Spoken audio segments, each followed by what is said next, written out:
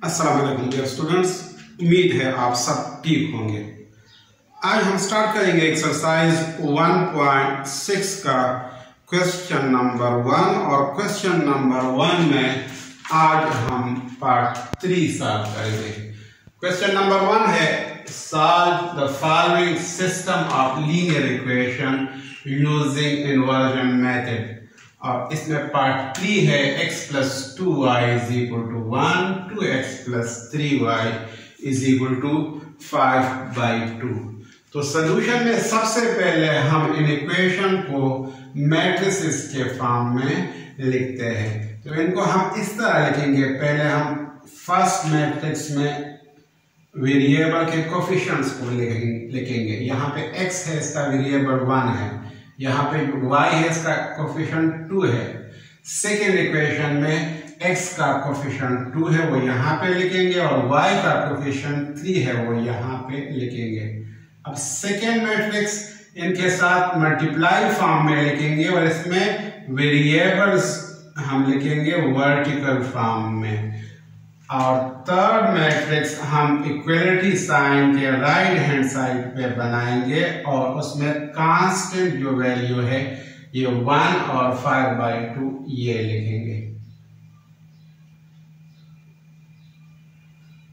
अब हमने क्या करना है, हमने सपोज करना है कि ये जो फर्स्ट मैट्रिक्स है ये इक्वल है A के 1 2 2 3।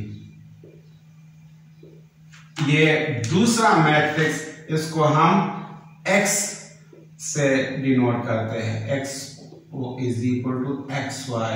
और थर्ड जो मैट्रिक्स है वो है B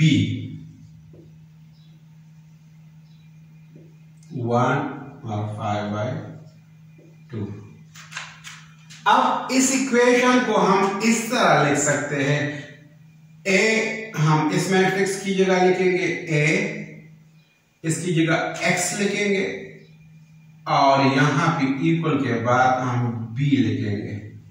हमने क्योंकि x की वैल्यूज को फाइंड करना है इसलिए हम a को दूसरे साइड पे शिफ्ट करेंगे। तो जब हम a को दूसरे साइड पे शिफ्ट करेंगे तो ये इस तरह आ जाएगा, x is equal to b divided by a। यहाँ मल्टीप्लाई है x के साथ तो यहाँ पे डिवाइड हो जाएगा। अब नेक्स्ट स्टेप में हमने इसको यहाँ से शिफ्ट करना है ऊपर।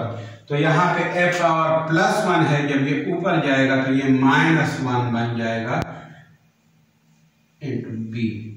सो x हमारे पास आ गया a इनवर्स इंटू b और इसको हम इक्वेशन 1 का नाम देते हैं। अब हमने ये देखना है कि ये जो क्वेश्चन है, ये जो इक्वेशन है, क्या इसका सॉल्यूशन सेट पॉसिबल भी है, क्या a इनवर्स एग्जिस्ट करता है। तो इसके लिए हम क्या करेंगे, डिटर्मिनेंट ऑफ a को फाइंड करेंगे। तो यहाँ पे हम डिटर्मिनेंट ऑफ a फाइंड करते हैं। डिटर्मिनेंट ऑफ a हमारे पास होगा इस फॉर्म में। ए मैट्रिक्स हमारे पास ये है 1 2 2 3, तो यहाँ पे 1 2 और 2 3 को लिखेंगे। अब डिटर्मिनेंट ऑफ ए किस तरह फाइंड करेंगे, हम फर्स्ट डायगोनल के एंट्रीज को मल्टीप्लाई करेंगे, 1 और 3 को मल्टीप्लाई करेंगे, फिर यहाँ पे माइनस आएगा और फिर हम सेकेंड डायगोनल की एंट्रीज को मल्टीप्लाई करेंगे। तो फर्स्ट डायगोनल के एंट्रीज का प्रोडक्ट माइनस सेकेंड डायगोनल के एंट्रीज का प्रोडक्ट। अब इससे हमारे पास क्या आ जाएगा, a determinant is equal to 1 into 3 से 3 आता है, -2 इंटू 2 से 4 आता है। तो a डिटर्मिनेंट हमारे पास आ गया 3 - 4 से -1। तो इसका मतलब ये हुआ कि a नॉन सिंगुलर मैट्रिक्स है, तो लिहाजा हम a इनवर्स फाइंड कर सकते हैं। तो हम यहाँ पे लिख सकते हैं हेंस a इनवर्स एग्जिस्ट। तो जब a इनवर्स एग्जिस्ट करेगा तो हम आगे इसको सॉल्व करेंगे और x की वैल्यू फाइंड करेंगे। अब हमने बेसिकली फाइंड क्या करना है, x की वैल्यू को फाइंड करना है, लेकिन इसके लिए जरूरी है कि हम a इनवर्स को पहले फाइंड करें और फिर उसको b के साथ मल्टीप्लाई करें। तो अब हम a इनवर्स को फाइंड करते हैं। तो a इनवर्स फाइंड करने का तरीका क्या है, हमारे पास फार्मूला है इनवर्स का, multiplicate of inverse of a equal to 1 over a determinant into adjoint of a। अब नेक्स्ट हमने क्या करना है, a डिटर्मिनेंट ऑलरेडी हम फाइंड कर चुके हैं, -1 है। अब एडजॉइंट ऑफ a हमने फाइंड करना है, तो एडजॉइंट ऑफ a यहाँ पे लिखेंगे और एडजॉइंट ऑफ a फाइंड करने का तरीका यह है कि हम फर्स्ट डायगोनल के एंट्रीज को आपस में रिप्लेस करेंगे, 1 और 3 को रिप्लेस करेंगे और सेकेंड डायगोनल की एंट्रीज के साइन हम चेंज करेंगे, तो +2 -2 बन जाएगा और ये भी -2 बन जाएगा। अब हमने क्या करना है, a इनवर्स की वैल्यू फाइंड करने के लिए हमने a डिटर्मिनेंट और एडजॉइंट ऑफ a की वैल्यू यहाँ पे पुट करनी है। इसको हम इक्वेशन 2 का नाम देते हैं। तो हम यहाँ पे लिखेंगे putting values in equation 2, putting values in equation 2।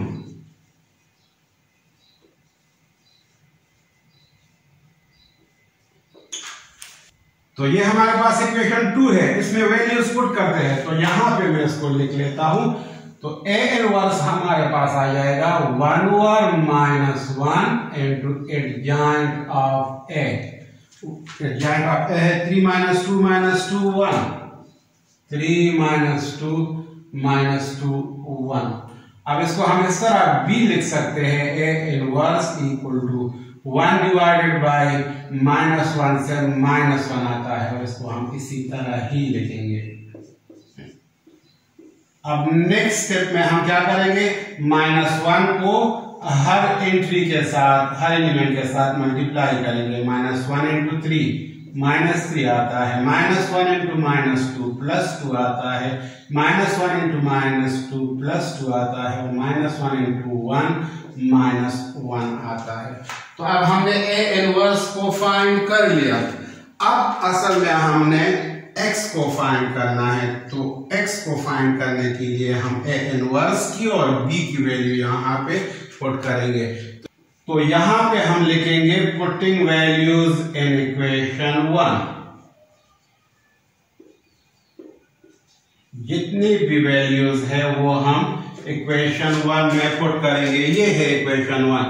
So x की वैल्यू है xy का मैट्रिक्स xy, ये है x, और a इनवर्स की वैल्यू हमारे पास ये आ गई -3 to 2 -1, और b हमें पता है ऑलरेडी, यहां पे हम लिख चुके हैं b 1 और 5/2, 1 and 5/2। अब हम xy को इसी तरह ही लिखते हैं, xy इक्वल टू -3 को पहले 1 के साथ मल्टीप्लाई करते हैं, ये मल्टीप्लीकेशन है, दोनों मैट्रिसेस को हमने मल्टीप्लाई करना है। सो -3 को 1 के साथ मल्टीप्लाई करते हैं प्लस 2 को 5/2 के साथ मल्टीप्लाई करते हैं। अब सेकेंड रो को इस कॉलम के साथ मल्टीप्लाई करते हैं, तो 2 को 1 के साथ मल्टीप्लाई करेंगे प्लस -1 को 5/2 के साथ मल्टीप्लाई करेंगे। अब नेक्स्ट स्टेप में हम इसको इस तरह लिखेंगे, xy इक्वल टू -3 इंटू 1 से -3 आता है, ये 2 और ये 2 आपस में कैंसिल हो गए, तो +2 आ गया यहां पे, और यहां पे 2 इंटू 1 से 2 आता है, और प्लस इंटू माइनस से माइनस, और 5 1s are 5 डिवाइडेड बाय 2। अब यहां पे हम इसको मजीद सिंप्लीफाई करते हैं, तो हम इसको इस तरह लिखेंगे, xy मैट्रिक्स इक्वल टू -3 + 5 से 2 आता है, और 2 को हम 2/1 लिखेंगे, -5/2 लिखेंगे इसको। अब इसको हम प्लस करते हैं क्योंकि ये फ्रैक्शन है, तो यहाँ पे हम नीचे जो डिनोमिनेटर है उसका एलसीएम लेंगे। तो 1 और 2 का एलसीएम है, इस 2 को यहाँ पे लिखेंगे। 1 और 2 का एलसीएम है 2।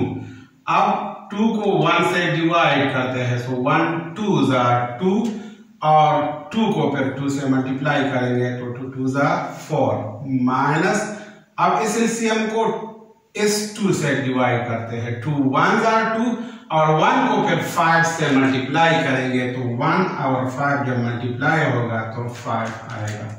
तो यहाँ पे xy हमारे पास फाइनली आ जाएगा 2, 4 - 5 से -1/2 आता है।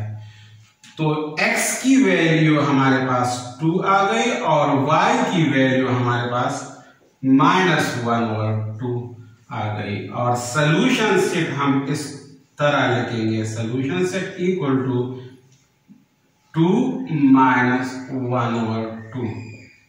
तो ये फाइनल आंसर आ गया इस पार्ट का।